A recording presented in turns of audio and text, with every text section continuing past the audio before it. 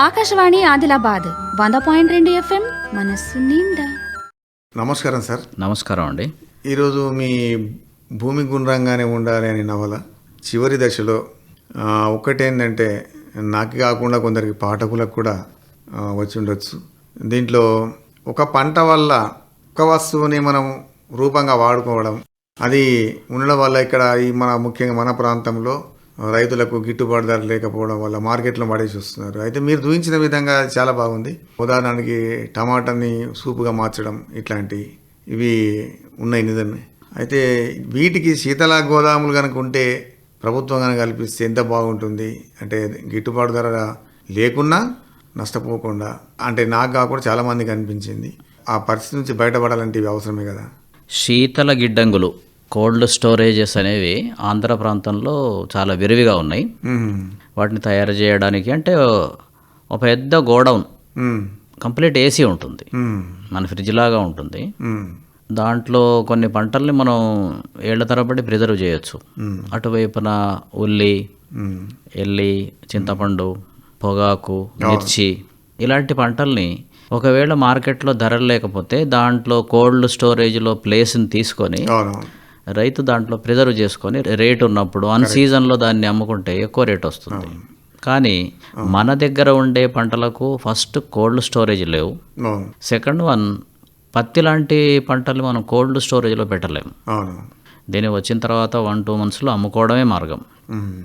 తర్వాత మీరు ఇంకోటి టమాటా గురించి మాట్లాడినలో, అది మాత్రం చాలా ప్రాక్టికల్గా చేయొచ్చు. టమాటా మంచి దిగుబడి ఉన్నప్పుడు ఇక్కడ నుంచి 100, 200, 300 కిలోమీటర్ల వరకు కూడా నేడు దాన్ని ట్రాన్స్పోర్ట్ చేసి అమ్మడం అనేది జరుగుతుంది.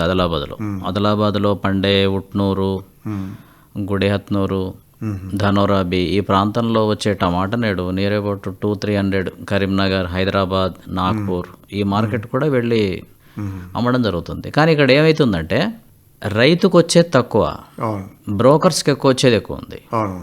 దాంతో రైతు ఏం బాగుపడడం లేదు. దీన్ని ఒకవేళ వాళ్ళు సహకార పద్ధతిలో ట్రాన్స్పోర్ట్ మోడ్ వాళ్లే ఏర్పాటు చేసుకొని గ్రామ సంఘం ద్వారా వాళ్లే దాన్ని ట్రాన్స్పోర్ట్ చేసుకోగలిగితే వాళ్ళకి బ్రోకర్ కమిషన్ వాళ్ళకే మిగులుతుంది. ఇలాంటి వ్యవస్థను నేను సూచించిన. అది అసాధ్యం కాదు, ఎవరికి వారు విడిగా ఉన్నారు కాబట్టి నష్టపోతున్నారు. వాళ్ళు సంఘటితమై సపోజ్ ఇంకా వేరే చోటు కూడా ఇలా టమాటా వచ్చింది అనుకోండి, మార్కెట్ని వీళ్ళు శాసించాలి.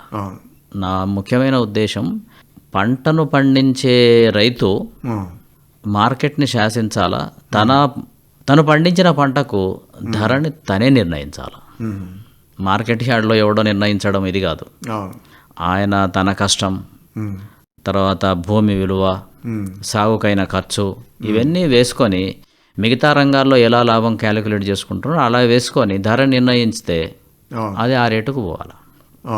అది పోలేదనుకోండి, కోఆపరేటివ్ సొసైటీలో ఉండేవాళ్ళు బాధపడకుండా దాని షేప్ మారుస్తారు. ఇప్పుడు టమాటాని మనం కోల్డ్ స్టోరేజ్ చేయలేం, దాన్ని మనం సూపుగా మార్చవచ్చు, జామ్గా మార్చవచ్చు, దాన్ని ప్రిజర్వ్ చేసుకోవచ్చు. 18 నెలలు ఉంటుంది వాళ్ళు అమ్ముకోవడానికి. ఇలాంటి ఒక ఆలోచన నేను కల్పించిన. ఒక వ్యవసాయమే కాదు, మీరు భూమి గుండ్రంగా ఉంది నవలలో నేను కుల వృత్తులకు కూడా ఆల్టర్నేటివ్ చూపించిన. నేడు ఆదిలాబాద్ రంజన్లు ఆంధ్రప్రదేశ్ మొత్తంలో చాలా పాపులర్. మనం ఎన్నో జిల్లాల్లో చూస్తూ ఉంటాం. బస్ స్టాండ్ ఏరియాలో ఆంధ్ర ప్రాంతం కూడా వెళ్తాయి, ఆదిలాబాద్ రంజన్లో అని చెప్పి బోర్డు పెట్టి అమ్ముతూ ఉంటారు. అంత పాపులర్గా ఉండే ఈ రంజన్ని మార్కెట్ చేసుకోవడంలో ఇక్కడ ఉండే ఆ కుమ్మరి వాళ్ళు విఫలమవుతున్నారు. అక్కడ కూడా మళ్ళీ బ్రోకర్ వాళ్ళ దగ్గరికి తక్కువ రేటుకు కొని మళ్ళీ ఎక్కువ రేటుగా. మీరు అన్నది కరెక్టే సార్.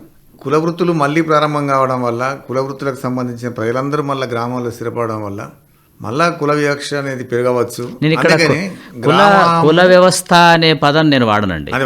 వృత్తి ఇక్కడ నేను వృత్తి అనే ఒక కళ, వాళ్ళ చేతిలో ఉండే ఒక కళని, అది చేనేతం కావచ్చు, కుమ్మరం కావచ్చు, వడ్రంగం కావచ్చు, ఏదైనా వృత్తిపరంగా నేను ఆలోచించిన. నేను కుల వ్యవస్థని బలపరచడం, ఇంకా కుల సంఘాలు ఉండాలని చాలా మంది అంటారు. గ్రామంలోనే ఈ అంటరాంతనం కానీ కుల వివక్ష కానీ ఇవన్నీ ఎక్కువ ఉంటాయి కాబట్టి మళ్ళీ అసలుకు ఊళ్ళో అనేటువంటి పట్టణాలుగా మారితేనే కుల వివక్ష పోతుందని కొందరు అభిప్రాయం. పోదండి, రాజకీయాలు ఎన్ని రోజుల వరకు ఓట్లతోని రాజకీయాలు ముడిపడి ఉన్నాయో కుల వ్యవస్థ ఇంకా రోజు రోజుకు అది గట్టి పడుతూ పోతుంది. మనకు ప్రతి చోట కుల వ్యవస్థ మీదనే రిజర్వేషన్స్, కుల వ్యవస్థ మీదనే కేటాయింపులు జరుగుతున్నప్పుడు కుల వ్యవస్థ పోదు. నిజానికి పరిణామ క్రమంలో రాజకీయాల జోక్యం లేకపోతే కుల వ్యవస్థ ఎన్నడో పోయేది, కానీ దాని వాళ్ళు కాపాడుతుంటారు. అదే ఇప్పుడు కొందరు గోరటెంకన్న పాటను కూడా కొందరు వ్యతిరేకిస్తారు. బాధపడడం, వృత్తులు పోవడం, బాధపడడం అంటే లిడి క్యాపులు అనేటువంటి సంస్థలు కనుక వస్తే కులం అనేది ఉండదు, అది పరిశ్రమగా మారిపోతుంది. అప్పుడు అందరూ అంటే వివక్ష లేకుండా ఉండొచ్చు అని చెప్పేసి ఒక వర్గం కొందరు మాత్రం అంటుంటారు. అయితే ఇది మీరు మాత్రం కుల ప్రస్తుతం లేకుండా వృత్తులన్నీ ఉండాలి అంటారు. వృత్తుల్ని గ్రామం సమృద్ధి కోసం కాలానుగుణంగా ఆధునికమైన టెక్నాలజీని, కళని ఉపయోగించుకొని దాన్ని ఇంకా అందంగా తయారు చేసి దాన్ని ఎవడో బ్రోకర్కు అమ్మి నష్టపోయే బదులు వాళ్ళే ఒక సహకార సంఘంగా ఉండి అమ్మి దాని లాభాన్ని వాళ్ళు పొందాలి అనేది నా కాన్సెప్ట్. అంతే అది. సరే, ఇప్పుడు వంగడాల వల్ల రైతు పంట దిగుబడి రాక మధ్య మధ్యనే ఎండిపోయి లేకపోతే ధరలు లేకుండా ఇవన్నీ బాగా చెప్పారు. ఇప్పుడు భారతదేశంలో ముఖ్యంగా వర్షాధార పంటలే కదా. వర్షాధార పంటలు అన్నప్పుడు వర్షము, అతివృష్టి, అనావృష్టి జరుగుతున్నప్పుడు రైతు కూడా నష్టం జరుగుతుంది కదా. అవును. ప్రత్యేకంగా ఈ బీటి విత్తనాల వల్ల కూడా వర్షము లేకపోతే ఇంకా కొత్త కొత్త తెగుళ్ళు వచ్చేసి డబుల్ నష్టం చేస్తున్నాయి, రెట్టింపు అవుతున్నది.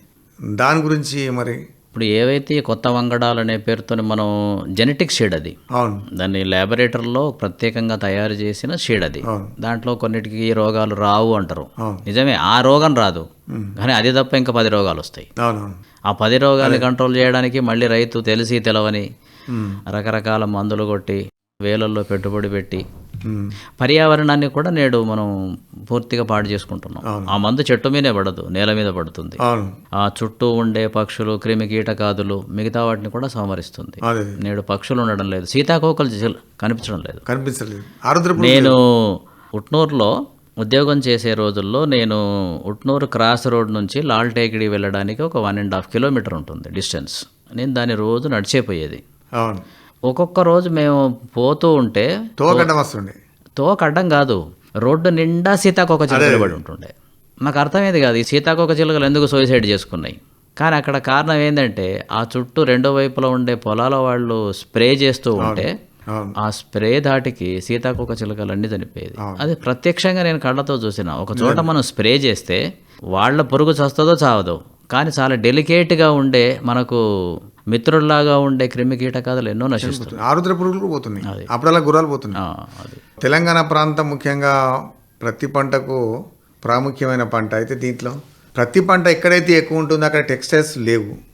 దానివల్ల రైతుకు ఏమన్నా నష్టమా? ఈ ఆత్మహత్యలు చేసుకోవడానికి, వ్యవసాయ రంగం సంక్షోభంలో పోవడానికి ఏమైనా కారణం? ఒక ముడి సరుకు ఏదైతే పంటగా పండుతుందో ప్రభుత్వం దాన్ని ఆధారం చేసుకొని దానికి సంబంధించిన మార్కెటింగు, ఆ ముడి సరుకుకు సంబంధించినవన్నీ కూడా అక్కడ ఉంటే ఆ రంగం చాలా బాగుపడుతుంది. ఇప్పుడు ఆదిలాబాద్లో మనకు కాటన్ ఉంది, కాటన్ షీడ్ ఆయిల్ ఉండాలి, తర్వాత ఈ ఆయిల్ని మళ్ళీ రిఫైండ్ చేసేది ఉండాలి, కాటన్ నుంచి మళ్ళీ దారం తీసే మిల్లు ఉండాలి, బట్టల మిల్లు ఉండాలి. ఇవన్నీ ఉన్నప్పుడు ఇక్కడ ఇవన్నీ ఒకే చోట ఉండడంతో వస్తువు తయారీ చాలా చౌకగా తొందరగా అన్ని రకాలుగా అది ట్రాన్స్పోర్ట్ అయ్యేసరికల్లా దానికి అసలు సర్ది కన్నా ఉరగా ఎక్కువ అంటారు చూడండి. వస్తువు చాలా చీప్ ఉంటుంది, కానీ ట్రాన్స్పోర్ట్ మోడ్ ఎక్కడికో 300, 500, 1000 కిలోమీటర్ ట్రాన్స్పోర్ట్ అయ్యేసరికల్లా వాడు దాన్ని ఛార్జ్ వేసుకుంటాడు. కాబట్టి ఇది ఉండాలి. కానీ ఆదిలాబాద్లో మనం చాలా విఫలమైనాం. మనకుండే నూలు మిల్లు చాలా విజయవంతంగా మూసివేయబడింది. అది ప్రైవేట్ సెక్టర్ కానీ గవర్నమెంట్ సెక్టర్ కానీ. మొదట గవర్నమెంట్ సెక్టర్లో ఉండే, దాన్ని ప్రైవేట్లో ఉంది, ప్రైవేట్లో కూడా క్లోజ్ అయిపోయింది. అదే సరే, ఇంకోటి ఏంటంటే ఇప్పుడు ఈ ప్రపంచీకరణలో వస్తున్నటువంటి భయంకరమైన మార్పులు, అంటే తినే తిండి కూడా కల్తీ అయిపోవడము, తర్వాత రసాయన పదార్థాల వల్ల ఆరోగ్యాలు పాడైపోవడం వల్ల కొందరు మేధావులు ఇట్లనే ఏది దేశీవాళి విత్తనాలతోటి పంటలు పండించడం, ఇంకా వేరే రంగాలు ఆయుర్వేద రంగం వైపు వాళ్ళు కూడా కొంచెం ప్రయత్నం చేసేసి మన ఆయుర్వేద విధానం వల్ల జబ్బులను తయారు చేసుకోవడం, పర్యావరణకు సంబంధించిన ఒకటి, నీటిని పొదుపు చేయడం ఒకటి, ఇట్లా అనేక రంగాలలో అనేకమైన ఒక సామాజిక కార్యకర్తలు పనిచేస్తున్నారు. కానీ వాళ్ళని పని చేయనిస్తలేవు కొన్ని మల్టీనేషనల్ కంపెనీలు కానివ్వండి, బిజినెస్ వాళ్ళు కానివ్వండి, వాళ్ళని పని చేయనిస్తలేవు. ఎందుకంటే వాళ్ళ బిజినెస్ కానీ మార్కెట్ దెబ్బతింటుందని. దానికి ఏమంటారు? నిజమే, ఎప్పుడు పెట్టుబడిదారీ వ్యవస్థ ఎప్పటి వరకు ఉంటుందంటే వాడిని ముట్టుకోకుండా ఉండి వాడి సరుకు కొన్నంత మట్టుకు వాళ్ళు మనల్ని సజావుగా ఉంచుతారు. కరెక్ట్. వాడి సరుకుని మీరు అమ్మడానికి ఆక్షేపణ చేసినా ఏది జరిగినా అవును.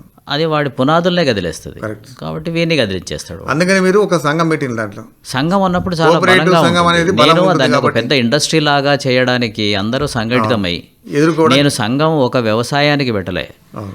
ఊళ్ళో ఉండే ప్రతి వ్యక్తి తిరిగి రావడం. అదే భూమి గుండ్రంగా ఉండాలి అంటే దాంట్లో ఉండే ప్రతి వ్యక్తి తిరిగి రావాలి. ప్రతి వ్యక్తికి తగిన పని చూపించడం. తర్వాత వాళ్లకు ఏదో అరకొర జీతాలు కాదు. నేడు నగరంలో ఉండే వ్యక్తి ఎంత లగ్జరీగా బతుకుతున్నాడో అంతకన్నా ఎక్కువ బతకడానికి వాళ్ళ ఇంట్లో మంచి ఎల్ఈడి టీవీ ఉంటుంది, వైఫై ఉంటుంది, బ్యాంకు బ్యాలెన్స్ ఉంటుంది, ఏటీఎం ఉంటుంది, వాళ్ళ పిల్లలు ఇంగ్లీష్ చదువులు చదువుతారు, అవును. వాళ్ళకు సినిమా థియేటర్ ఉంటుంది. కోఆపరేటివ్ బేసిస్లో చేయడం ఇది అసాధ్యం కాదు. కానీ మనకుండే హ్యూమన్ రిసోర్స్ని ఒక చోట తెచ్చి ఒక తాటి మీద నిలపగలిగితే ఇవన్నీ సాధ్యమే. సార్ ఇప్పుడు ఒక 30 ఏళ్ళ కింద సార్ మనకు ఈ వ్యవసాయ రంగంలో సంకర జాతి కానీ ఇట్లా విత్తనాలు వచ్చిన తర్వాత యంత్రాలతో వ్యవసాయం చేయడం వచ్చిన తర్వాత అప్పుడు ఏం చేసిందంటే ఈ సంకర జాతి విత్తనాల గురించి ప్రచారం చేయడం, అవి వాడితే ఎక్కువ దిగుబడి వస్తాయి అనడం, ఇవన్నీ అప్పుడు చేసింది. ఇప్పుడు ఏం చేస్తుందంటే సంకర జాతి వాడకూడదు, రసాయన పదార్థాలు వాడకండి, తర్వాత ఫలానా ఆవు పేడ ఎరువు వాడండి, మన విత్తనాలు వాడండి అని ఇప్పుడు ప్రచారం చేసేస్తున్నది.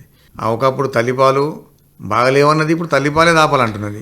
చాలా విచిత్రమైన మీరు అంటే ఈ మధ్య అంటే మీరు తరచూ టీవీ రేడియో ఇవన్నీ వీటితో బాగా టచ్లో ఉంటే మీకు ఒకటి కనిపిస్తుంది.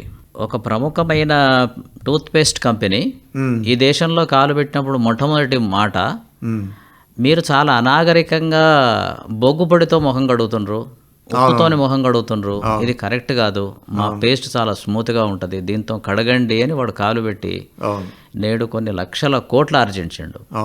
ఎప్పుడైతే ఇక ఆ వ్యాపారం సన్నగిల్లి ఇంకా చాలా పోటీ వచ్చిందో ఇప్పుడు మళ్ళీ పాత పాటే పాడుతుండు, మీ పేస్ట్లో ఉప్పు ఉందా, మీ పేస్ట్లో బొగ్గు ఉందా అంటుండు. ఇంకా కొన్నాళ్ళ తర్వాత మీ దాంట్లో పేడ ఉందా అని కూడా అడుగుతాడు వాడు. తప్పకుండా. ఎందుకంటే వ్యాపారంలో ఏ దాన్ని కూడా వాడు వేస్ట్గా పోనీయాడు. వ్యాపారం చేసేవాడు కాలానికి అనుగుణమైన మార్పు చేసి మార్కెట్ని అచీవ్ చేయడం అని టార్గెట్ ఉంటుంది.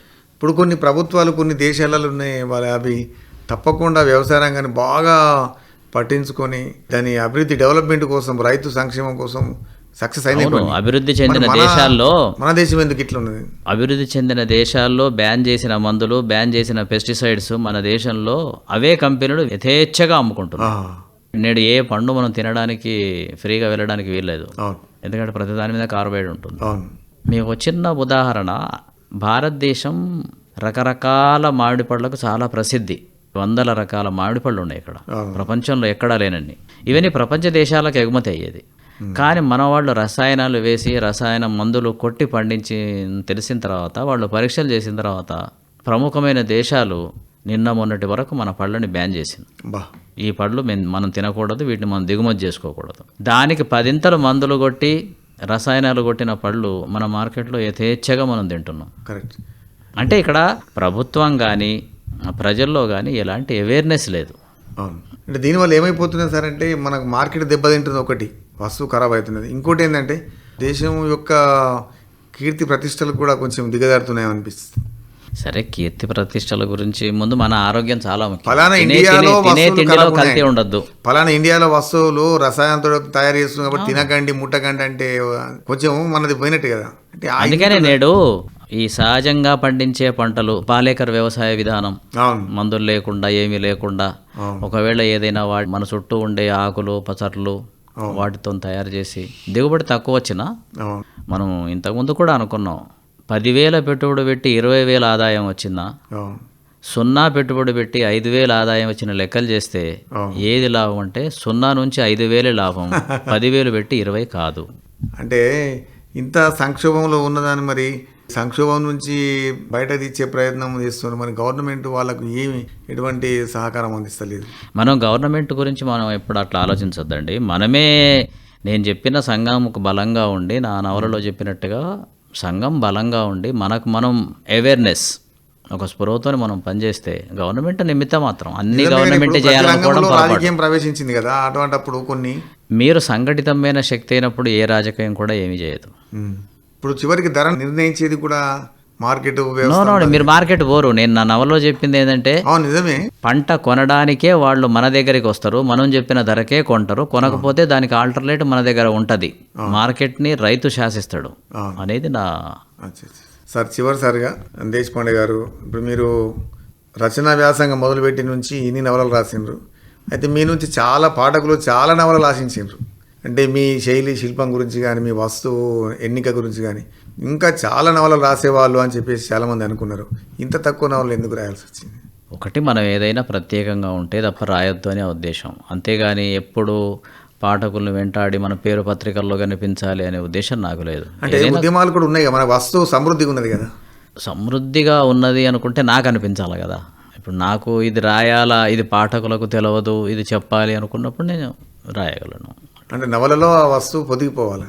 అయితే దేశపాండే గారు ఇన్ని రోజులు మొత్తం మీ నవలల గురించి, మీ రచన నేపథ్యం గురించి, తర్వాత మీ నవలలో ఉన్నటువంటి వస్తువు శిల్పం, ఇతివృత్తము, తర్వాత పాత్రలు, వాటి స్వభావం అన్నిటి గురించి మనం తెలుసుకున్నాము. చివరిసారి ఒకటి ఏంటంటే, ఈ మధ్యన మీరు ఒక మంచి నవల తెలుగు పాఠకులకు అందిస్తే బాగుంటుందని కోరుకుంటున్నాం. మంచి నవల అంటే నేను అనుకుంటున్నా, ఇంకా రాయలేదు. మనం ఎన్నో ఏళ్ల కళ తెలంగాణ. ఆ తెలంగాణ వచ్చింది. ఒక అదృష్టం ఏమిటంటే తెలంగాణలో వచ్చిన రెండో ఉద్యమాలని చాలా దగ్గరగా చూసినాం. 1969-70లో వచ్చిన ఉద్యమంలో అప్పుడు నేను స్టూడెంట్గా ఉన్నా, మ్యాచ్యూరిటీ ఉంది. మళ్ళీ రెండవ మలి ఉద్యమంలో కూడా చాలా దగ్గరగా చూడడం జరిగింది. కాబట్టి ఈ రెండింటినీ కలగలిపి తెలంగాణ సాకారం అయ్యే వరకు జరిగిన సంఘర్షణ, దీన్ని నవలగా చెప్పాలనే ప్రయత్నం నేను చేస్తున్నా. ఇప్పుడు ఊరు అడవి నవల తర్వాత ఊరు రాసినట్టుగా ఇంత విస్తారమైన వస్తువు ఉంది వ్యవసాయ రంగం. ఈ భూమి గుండ్రంగానే ఉంది కూడా పార్ట్ 2 కూడా రాయొచ్చు.